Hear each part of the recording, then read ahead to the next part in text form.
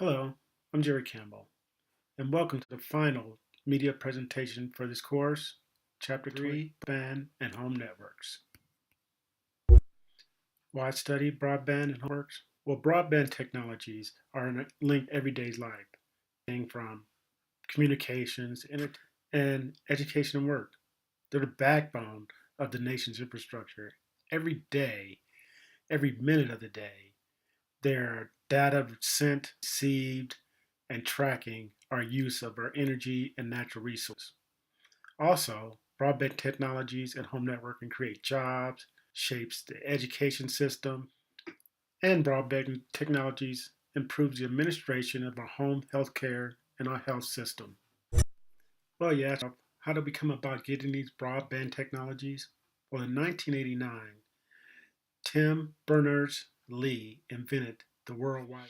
Tim Berners-Lee is the director of the World Wide Web Consortium. It's a web standardization designed to develop the interoperability of technologies. This organization was founded in 1994. It shapes the tools, the guide specifications for transferring data over the internet. The internet allows users to share information with one another, pictures, music, video, and even phone calls. Now, the term broadband refers to the speed at which this data is transmitted over the internet. These days, many are capable of connecting to the internet. Increased use of these devices in the home connected to the internet allows data to be transferred between the users. This is what's referred to as home network. In the United States, broadband high speed is considered data that's transferred at anything over 768 kilobytes per second, but less than 1.5 megabytes per second. When it comes to high-speed internet using countries, the United States currently ranks 31st, with download speeds averaging 12.75 megabytes per second. In contrast, South Korea, which is rated number 1 in downspeed data transfer, averages about 32.58 megabytes per second.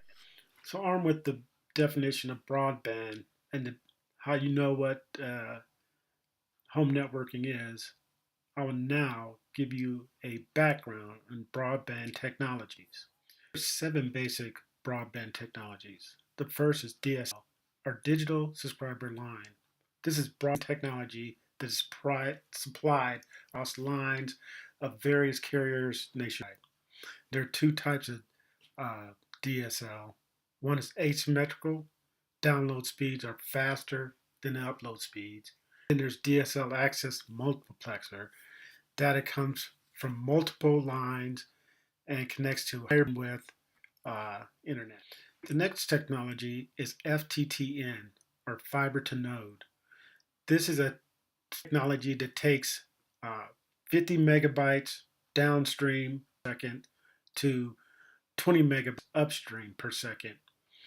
The system utilizes fiber optics to carry the signal to a central office to the neighborhood net gateway. The gateway distributes the signal by copper wires to individual residents. Verizon Fios is one of these systems, and it can run from $49.99 to $199.99 per month. Next, we have FTTH, or fiber to home. It's similar to FTTN, but this technology takes the data straight to each individual home. In 2012, there were only 2 cities, Kansas City, Kansas, and Kansas City, Missouri, that introduced this technology. Cable modem technology is provided by cable television providers. It's a hybrid system using fiber optics and coax cable. The service is faster than FTTN and runs about $40 to $200 a month. The only drawback to this technology is that the users have to share the data transfer. So, depending on how many users are on simultaneously, speeds may vary. Now, satellite broadband technology is used for rural areas where there's no cable available. The speeds are much slower, but it offers this to rural areas, like I said. and the cost starts around $59 all the way up to $350 a month. The biggest services are HughesNet and Wide Blue. The next broadband technology is wireless, and wireless comes in two forms: mobile and fixed. Mobile is used by cell companies and we commonly know it as 3G or 4G. In 2012, the International Telecommunications Union agreed on a new standard known as LTE, we commonly known this as the 4G technology. Fixed wire sites are known as hotspots, and the signal only goes out a short range. So usually you find these in coffee shops, restaurants, bookstores, or hotels. Last broadband technology is BPL, or broadband over power lines. This was once thought to be the wave of the future because all homes have power lines. But ran into some problems because the interference of radio waves, the service caused loss of appeal.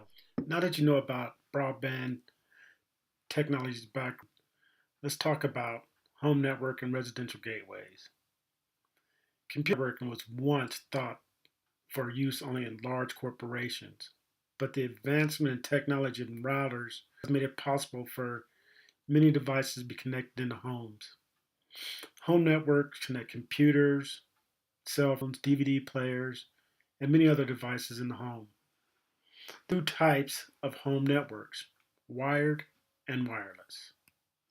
Wired networks use Ethernet cables, telephone cables, or phone lines to connect devices, while the wireless networks utilize a router that sends out a low frequency signal via Wi Fi, Bluetooth, or Z Wave. The router is a residential gateway that seamlessly connects all network devices in the home. There are three types of residential gateways. You have the complete, the home network only, and the simple. So the complete residential gateway system operates independently of a home computer and it contains a modem and network software. The network software contains protection for the devices, items like firewalls, diagnostics, and security. And the home network only system interfaces with DSL or cables in the home. Typically, it has the same network capabilities as the complete system. The simple system, the residential gateways, is limited on processing power and applications. Usually, it's limited in its security systems that it supplies. Working together, these home networks control the residential gateway, allow multiple users to connect to the internet using multiple devices. More and more, we're seeing more and more devices connected to these internets and the home networks. Items like DVD players, smart televisions, cell phones are connected through the residential gateway to the home network. The more technology advances, and the more we come to realize the term of what we know as the smart home, a home which you can manage your utilities, home security, and enhance telephone services while connected to the network. So with all broadband technology out there, it would be nice if everybody could have access to it. In March 16th, 2010, the Federal Communications Commission unveiled the National Broadband Plan.